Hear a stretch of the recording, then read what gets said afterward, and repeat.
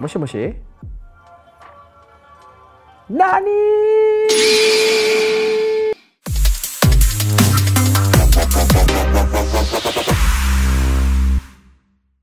Konnichiwa.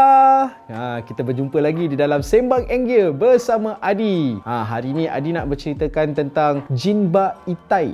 Kalau maksudnya tu Jinba Itai tu rasanya the one with the horse. So, satu orang, satu kuda. Adi pun tak faham sebenarnya kenapa satu orang, satu kuda. Tapi itu direct translation ya. Tapi kalau korang nak tahu lebih lanjut, jom kita tengok apa sebenarnya Jinba Itai ni.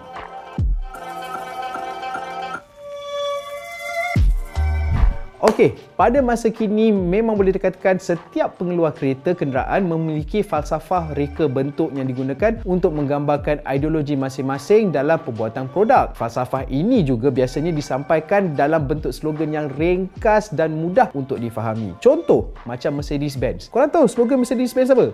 Adi tahu. Dia menggunakan slogan Intelligence and Emotion yang bermaksud kepintaran dan juga emosi. Kalau emosi tu maksudnya kalau kau masuk dalam kereta tu kau rasa macam sungguh selesa. Dia sentuhlah emosi kau. Kau nak nangis kau nak gelak ke, kau nak terberak ke, itu ikut hal korang lah. Kepintaran maksudnya pula teknologi diorang memang canggih. Dua benda ni sangat berbeza. Namun pengeluar dari Jerman itu menyatukan dalam proses pembangunan reka bentuk dan menghasilkan kereta-kereta yang mengagumkan seperti yang kita dapat lihat untuk hari ini.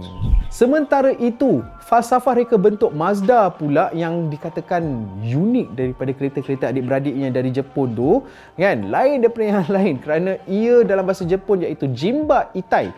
Jinba Itai ni slogan diorang lah. Kalau direct translate tu seperti yang dikata tadi, the one with the horse. Betul tak? Kepada mereka yang kurang mengikuti pengembangan dunia otomotif, pastinya akan tertanya apakah maksud ataupun apakah yang dimaksudkan oleh Mazda dengan slogan ini. Dari segi etimologi, Jinba Itai ini merupakan simpulan bahasa Jepun yang diterjemahkan dalam bahasa Melayu bermaksud penyatuan antara kuda dan penunggangnya. Itu dia, the one with the horse. Aku pun tak faham, nak naik kereta ke naik kuda? Konsep ini sebenarnya bukanlah baru kerana ia berasal daripada pertandingan memanah berkuda di Jepun iaitu Yabusame. Yabusame ni aktiviti naik kuda dekat Jepun. Lepas tu, yang dikatakan bermula seawal 300 tahun Masihi. Lantas, Mazda memilih untuk mendukung tradisi dengan menggunakan Jinba Itai sebagai falsafah reka bentuknya. Namun, bagaimanakah falsafah itu ditafsirkan dalam konteks automotif? Itu persoalannya. Pegawai eksekutif di Mazda, Hiroyuki Matsumoto berkata, Mazda mendefinisikan Jinba Itai sebagai keinginan syarikat itu memberikan pengalaman pemanduan yang selamat dan bebas stres. Kereta ideal Mazda mampu memberikan rasa kesatuan antara kereta dan juga pemandu supaya kereta itu terasa seperti sebahagian daripada badan mereka sendiri, tambah beliau. Tanpa hubungan seperti yang perlu ada pada pemanah dan juga kudanya untuk membenangi Yabusame, pemandu tidak akan dapat menikmati sepenuhnya pemanduan mereka. Dan ini adalah ideologi yang cuba disampaikan oleh Mazda menerusi Jinba Itai. Antara kereta yang terawal menggunakan konsep Jinba Itai ini adalah Mazda MX-5 yang juga dikenali sebagai roadster di negara asalnya, merupakan kereta yang terawal yang dibangunkan berasaskan falsafah ini. Para jurutera yang terlibat dalam pembangunannya menerapkan perpaduan sebagai teras konsep model berkenaan. Hasilnya adalah sebuah kereta yang terasa seperti sebahagian daripada pemandunya dan perkara ini diakui sendiri oleh ramai pemilik Mazda. So, kalau korang nampak kereta MX-5 tu kan, selalunya yang orang bawa tu kan bukan kaleng-kaleng. Sebab diorang nak beli kereta bukan untuk laju, tapi sebenarnya diorang nak rasa yang kereta yang diorang bawa tu adalah di antara daripada diorang punya anatomi juga. Kalau diorang duduk, diorang rasa macam, okey, kereta ni memang untuk aku. Bercakap mengenai pengalamannya memandu MX-5, Tetsu Kasahara yang bertugas sebagai penolong pengurus Mazda berkata, ada satu ketika sedang memandu, tiba-tiba saya rasa tidak lagi merasakan kewujudan kereta itu. Maksudnya dia bawa kereta tiba-tiba macam, ini sebenarnya aku yang bergerak, bukannya kereta. Saya tidak rasa sebarang keanehan, saya fikir inilah dia. So maksudnya korang bayangkan berapa kali dia try kereta tu untuk dapatkan that perfect posture untuk kita rasa yang kita memandu ni ibarat kita bergerak dengan badan kita sendiri, bukannya kereta tu yang bawa kita.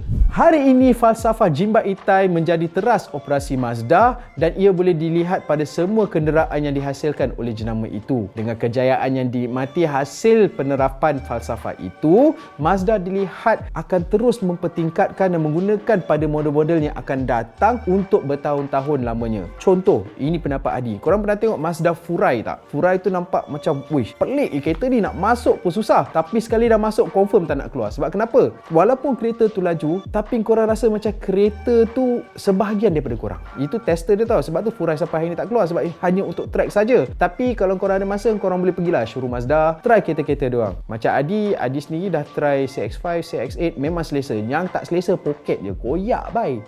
Okey, kalau nak tengokkan kereta-kereta yang daripada Mazda ni, contohlah macam kereta kat belakang ni kan, MX-5 yang baru ni kan. Design dia kalau korang tengok memang tak lari daripada design yang lama. Malah model-model yang lain pun lebih kurang je design dia. Itu adalah salah satu benda yang paling susah sekali untuk kita buat. Kalau korang tengok bahagian dalam dia pula kan, dia punya design lebih kurang sama juga macam model-model yang lain. Contohnya macam CX-5, CX-8, MX-5, RX-8.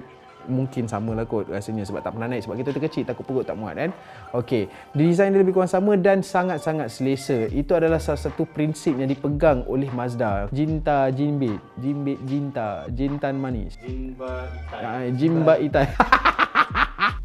Jinba Itai.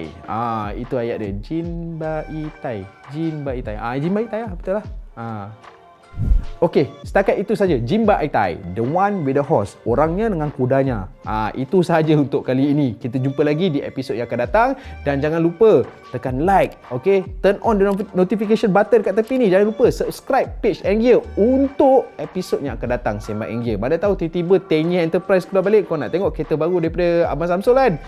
Syasha ada lagi tak? Oh, tak ada dah. Okey, sampai situ saja. Kita jumpa lagi. Assalamualaikum. Bye bye.